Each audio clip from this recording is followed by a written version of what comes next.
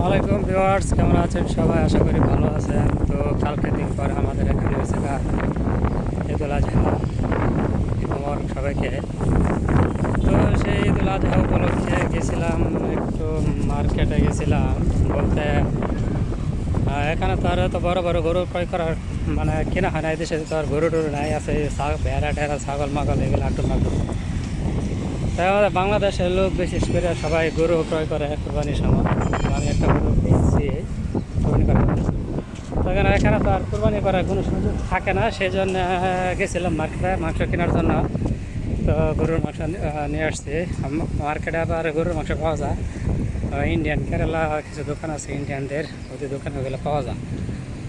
তো মাংস কেনা শেষ করে অবশেষে বাসার রুমে ফেরার পথে তো ভাবলাম ওই দিক দিয়ে না যে পার্কের ভিতর দেওয়া যায়, একটুখানি হাঁটা হইলো, পার্কটাও দেওয়া হলো। মাঝে মধ্যে আসি এখানে। তো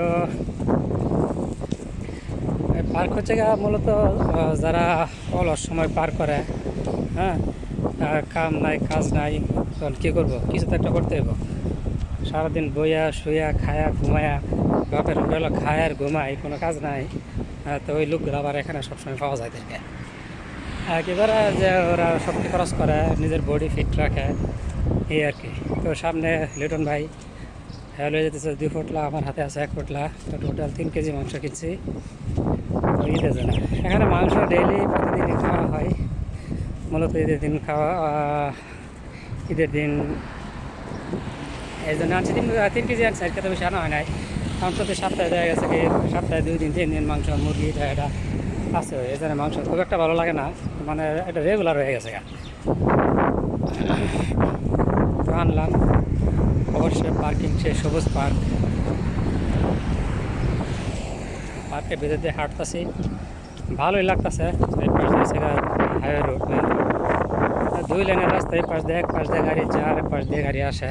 তো মানুষ হাঁটার মধ্যে নাই, সবাই গাড়ি দিয়ে চলাচল করে। তো আমরা যারা প্রবাসী আছি তারাই মূলত বেশিরভাগ ছোটোখাটো জায়গা, 1/2 কিলোমিটার এরকম জায়গা যদি মানে ভ্রমণ করতে হয়, তাহলে আমরা মূলত হেঁটে হেঁটে যাই।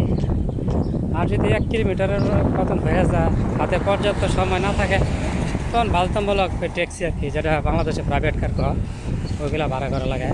বেশি 2-3 কিলোমিটার ভিতরে ঘুরলে 10 টাকা দেওয়া লাগে আর কি। তো পার্কের দৃশ্যটা খুবই মনোরম, খুব সুন্দর, দেখার মতো। তো ভাবলাম ভিডিওর মাধ্যমে পুরো পার্কটা নিয়ে আসি, সবাইকে দেখাবো বলে। তো এখানে আবার যে পানি দেওয়ার ব্যবস্থা আছে, কত সুন্দর, এই জিনিস থেকে পানি উঠতেছে, সুইচিং করা। আর এগুলো হচ্ছে আমরা বাংলাদেশে যেগুলো বলি এলেঞ্চা গাছ যেরকম, ঠিক ওই রকমটাই, কিন্তু আসলে এগুলো এলেঞ্চা না, এগুলো ফুল গাছ, একটু অন্যরকম আর কি। কী ফুল এগুলো নাম জানি না, অনেক গাছপালা আছে এদিকে, কোনো গাছপালার নাম জানি না, প্রচুর গাছপালা আছে। এগুলো নিম গাছ, সামনে যেটি আছে এটি নিম গাছ, এটি তো চিনি হই। এখানে হচ্ছে বক ঝোলায় রাখছে, বক মূর্তিতে বানায় রাখছে। তো টোটালি অসাধারণ পার্কটা, দেখার মতো। এখানে হাঁটলে আসলে কোনো ট্যাক্স বা ফি কোনো কিছু দেওয়া লাগে না। এখানে জিম স্পটগুলো এগুলো সবগুলা জনসাধারণের জন্য করে রাখছে, কোনো টাকা পয়সা দেওয়া লাগে না। আপনি ইচ্ছা করলে যতক্ষণ খুশি ততক্ষণ আপনি এখানে জিম করতে পারবেন, ব্যায়াম করতে পারবেন, কেউ কিছু বলবে না। যে আগে এসে, যে মেশিন যে আগে এসে ধরবো, মানে যে জায়গাটা যে আগে এসে ধরবো, সেই ওখানে করবো আর কি। এবার এটা দেখাশোনা করে, পার্ক দেখাশোনা করার জন্য লোক রাখছে, এগুলো দেখাশোনা করে। হচ্ছে যে মূলত এই স্পটগুলো যদি বাংলাদেশে থাকতো তাহলে কী হতো একবার ভাবুন তো। এরকম একটা স্পট যদি থাকতো, তো এখানে ঢুকতে গেলে অবশ্যই টাকা দেওয়া লাগতো, চাঁদা দেওয়া লাগতো।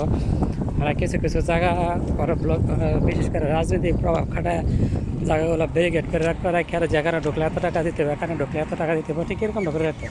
কিন্তু এখানে কত খোলামেলা, এই যে লোকজন বসে রয়েছে গাছতলা, বসে বসে নাটক করতেছে, দেখা অন্যরকম আর কি, দেখতে খুব ভালো লাগে, খুব সুন্দর।